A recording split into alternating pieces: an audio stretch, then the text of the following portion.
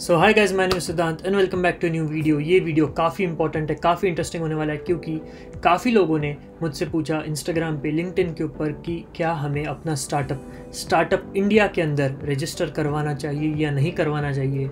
How to register startup under startup India scheme, what is the eligibility criteria, what are the benefits and what are the exemptions that we can get, what is the process. तो उसी के बारे में बात करेंगे आज की video में। तो अगर आपका स्टार्टअप है या फिर अगर आप एक एंटरप्रेन्योर हो और अगर आपने अभी तक स्टार्टअप इंडिया के अंदर रजिस्टर नहीं किया है और अगर आपको उसकी डिटेल्स जानने हैं तो ये वीडियो ज़रूर आखिर तक देखना। Startup India scheme is actually very useful for young startups, for young entrepreneurs. तो उसके अंडर रजिस्टर करना काफ़ी इंपॉर्टेंट है, लेकिन उसके बारे में पहले जान लेना काफ़ी इंपॉर्टेंट है। तो अगर आपको इसके बारे में जानकारी नहीं है तो ये वीडियो ज़रूर आखिर तक देखना। And if you are new to this channel then do like the video, share, comment, subscribe to the channel, don't forget to hit the bell icon to receive the latest notifications of my videos on time.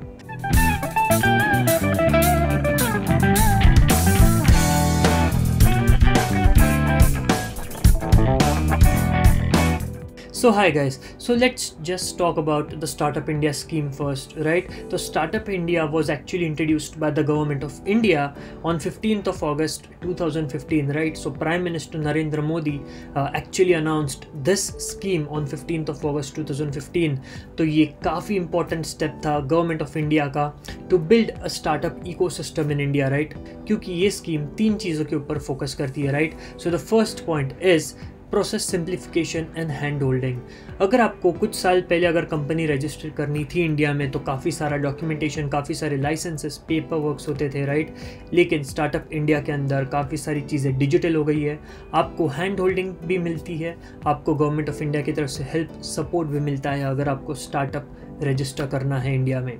The second focus point was the funding support and incentives, right?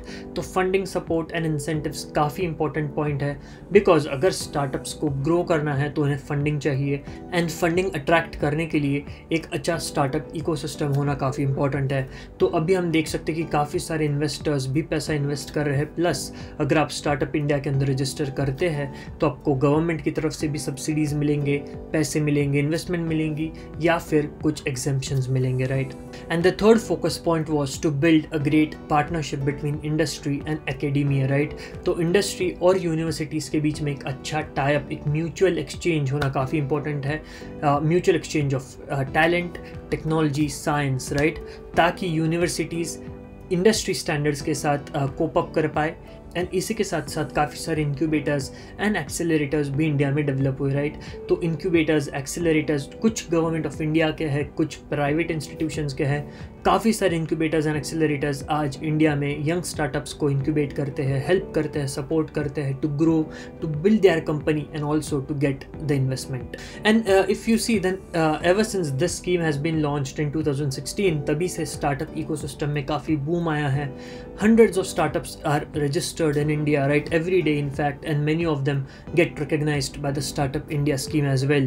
तो Startup India के अंदर आपका startup अगर registered है, recognised है government of India से, तो एक अच्छा क्रेडिबिलिटी पॉइंट भी है।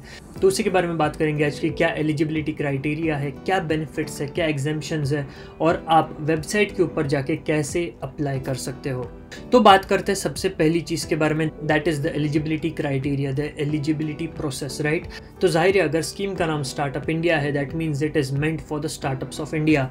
लेकिन which companies would be considered as a startup, right? तो उसके लिए एक 4 पॉइंट एलिजिबिलिटी क्राइटेरिया है। So the first point is that the startup और the company should be registered as a private limited firm और a limited liability partnership firm. तो एक private limited या फिर एक LLP फर्म के तौर पे आपकी कंपनी इनकॉर्पोरेटेड होनी चाहिए। The second point is that the age of the company should not be more than 10 years. तो अगर आपका स्टार्टअप 10 साल से ज़्यादा पुराना है तो it will not be considered under the scheme, right? And पहले एक्चुअली ये एज 7 years का था, लेकिन उन्होंने इंक्रीज करके अभी 10 years कर दिया है। The third eligibility criteria is that the turnover of the company should not exceed 100 crores, right?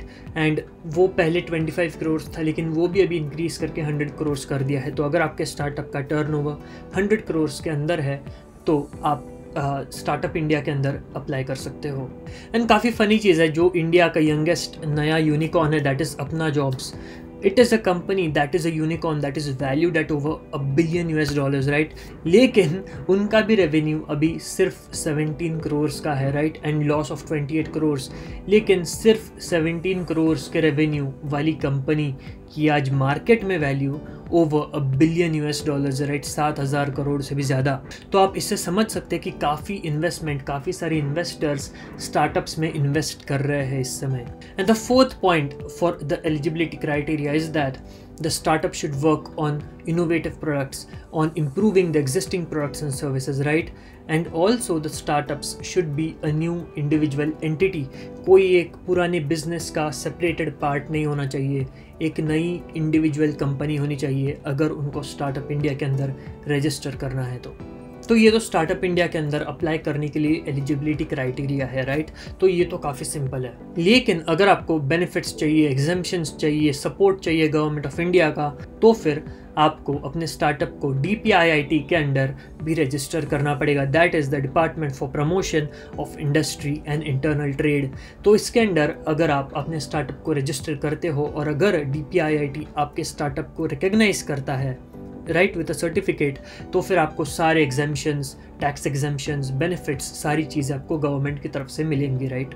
Now along with the form filling details and everything, you need to upload a few documents as well while you apply to the DPIIT, right. तो DPIIT के लिए कौन से documents चाहिए उसके बारे में बात करते हैं। So the first document that you need is a recommendation letter. तो उसके लिए काफ़ी 5 to 6 टाइप्स के रिकमेंडेशन लेटर्स है, उसमें से कोई भी एक टाइप का रिकमेंडेशन लेटर आपको चाहिए। आप यहाँ पे स्क्रीन पे देख सकते हो, डिटेल में पढ़िए, हर एक चीज़ के बारे में पढ़िए, पता करिए। एंड एक टाइप का रिकमेंडेशन लेटर आपके पास होना चाहिए या फिर आपके पास एक सक्सेसफुली फाइल्ड पेटेंट होना चाहिए, राइट। तो one of the documents you should have a recommendation letter or a filed patent. The second document that you need to upload is the certificate of company incorporation, right? तो आप एक company register करते हो as private limited और as LLP, तो उसका certificate of incorporation भी आपको चाहिए जो आपको अपलोड करना पड़ेगा। And the third document that you need is a brief description of the company, right? Company के इंडस्ट्री के बारे में, इंडस्ट्री एनालिसिस के बारे में, कंपनी क्या सर्विसेज प्रोवाइड करेगी उसके बारे में, और इन सारी चीज़ों के बारे में एक ब्रीफ डिस्क्रिप्शन का डॉक्यूमेंट भी आपको अपलोड करना पड़ेगा। और इसी के चलते आपको काफ़ी सारे एग्जेम्पशंस और बेनिफिट्स मिलेंगे, जैसे कि टैक्स एग्जेम्पशन, राइट। स्टार्टअप्स के लिए फर्स्ट 3 years के लिए टैक्स एग्जेम्प्टेड है, तो ये काफ़ी एक बड़ा पॉइंट है। इसी के साथ साथ काफ़ी बेनिफिट्स भी है। तो DPIIT के अंदर क्या क्या बेनिफिट्स आते हैं, एग्जेम्पशंस आते हैं, वो देखेंगे कुछ ही देर में उसके वेबसाइट के ऊपर जाके, राइट। तो अभी बात करते कि DPIIT के ऊपर आपने फॉर्म फिल कर दिया, then you will get an application number, right, after you submit the form on the DPIIT platform, and with that application number you can track your application. The process will take approximately like 10 to 25 days का time लेंगे। Authorities सारी चीज़ें verify करेंगे, check करेंगे, and फिर उसके बाद में you will get the final verdict. And if your startup is recognised under DPIIT, then you will get a certificate of verification, and then you will get all the exemptions and benefits. और अगर नहीं होता है तो फिर आपको वो सारी चीज़ें नहीं मिलेंगी। लेकिन अगर आपके ऊपर सारे एलिजिबिलिटी क्राइटेरिया पॉइंट्स फुलफिल्ड है, अगर आपके पास एक रिकमेंडेशन लेटर, एक कंपनी इनकॉर्पोरेशन सर्टिफिकेट और एक ब्रीफ डिस्क्रिप्शन अगर आपका सेटिस्फैक्ट्री लगता है, तो फिर आपको ज़रूर DPIIT के अंडर रिकग्नाइज किया जाएगा। आप यहाँ पे स्टैटिस्टिक्स देख सकते हो कि कितने स्टार्टअप्स को फंडिंग मिल चुकी है, रिकग्निशन मिल चुका है, तो आपको भी मिल सकता है। और गलती से भी इस प्लेटफॉर्म के ऊपर गलत या फर्जी डॉक्यूमेंट अपलोड मत करना।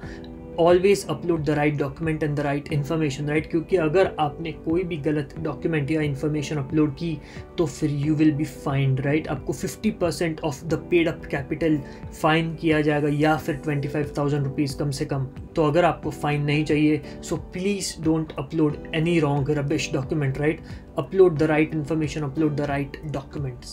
तो अब चलते DPIIT के वेबसाइट की तरफ, और आपको जो भी 5 to 6 पॉइंट्स है, एग्जेम्पशंस है, बेनिफिट्स है, जो भी सर्विसेज आपको मिलेंगी उसके बारे में अभी बात करते हैं। तो हाय गाइस, तो ये है startupindia.gov.in की वेबसाइट। तो यहाँ पे आप देख सकते हैं DPIIT रिकग्निशन। तो गेट रिकग्नाइज्ड पे क्लिक करेंगे तो आपको फॉर्म फिलिंग पे ले जाएगा। तो यहाँ पे हम नीचे आते हैं एंड यहाँ पे कुछ एलिजिबिलिटी क्राइटेरिया है जो मैंने आपको वीडियो के स्टार्टिंग में बताए थे। एंड अभी हम नीचे जाएंगे तो ये कुछ बेनिफिट्स एग्जाम्पशंस है जो आप देख सकते हैं यहाँ पे, जो आपको DPIIT के रिकग्निशन से मिलते हैं, राइट। तो सेल्फ सर्टिफिकेशन, तो यहाँ पे इसका ऑब्जेक्टिव है to reduce the regulatory burden, तो सेल्फ सर्टिफाई कर सकते हैं आप। इसके ये बेनिफिट्स दिए हैं, तो इसको आराम से पढ़िए, ध्यान से पढ़िए। यहाँ पे एलिजिबिलिटी क्राइटेरिया भी दिया हुआ है कि 5 years ऑफ इनकॉर्पोरेशन के अंदर जो आते हैं स्टार्टअप्स, वही इसके लिए एलिजिबल है। फिर स्टार्टअप के patent and IPR intellectual property rights के एप्लीकेशन के लिए क्या ऑब्जेक्टिव्स है, बेनिफिट्स है, उसके लिए क्या एलिजिबिलिटी क्राइटेरिया है, क्या डॉक्यूमेंट्स रिक्वायर्ड है, वो सारी दिए हैं। टैक्स एग्जेम्पशन, जो फर्स्ट 3 years के लिए जो टैक्स एग्जेम्पशन होता है 3 consecutive फाइनेंशियल ईयर्स, तो उसके लिए टैक्स एग्जेम्प्टेड है। फिर से उसके eligibility criteria and section 56 exemption, ये उन कंपनीज़ के लिए है जिनका टर्नओवर 250 करोड़ से ज़्यादा है। Easy winding up of company, मतलब अगर आपको कल को स्टार्टअप बंद करना है, बैंकरप्सी डिक्लेयर करनी है, तो काफ़ी सिंपल कर दिया है उन्होंने। तो यहाँ पे लिखा है to make it easy for startups to shut down और वाइंड अप द ऑपरेशंस, तो उसके बेनिफिट्स है यहाँ पे। And easier public procurement norms, यानी कि अगर आप कोई गुड्स और सर्विसेज बेचते हो तो आप वाया गवर्नमेंट की ई-कॉमर्स की वेबसाइट या प्लेटफॉर्म से भी आप बेच सकते हो गवर्नमेंट ऑर्गेनाइजेशंस को। तो जैसे कि यहाँ पे दिया, public procurement refers to the process by which governments and state owned enterprises purchase goods and services from the private sector. तो इसके भी सारे बेनिफिट्स और एलिजिबिलिटी क्राइटेरिया यहाँ पे दिए हैं। तो इसी तरह की ये वेबसाइट है, इस वेबसाइट की भी लिंक आपको नीचे डिस्क्रिप्शन बॉक्स में मिल जाएगी।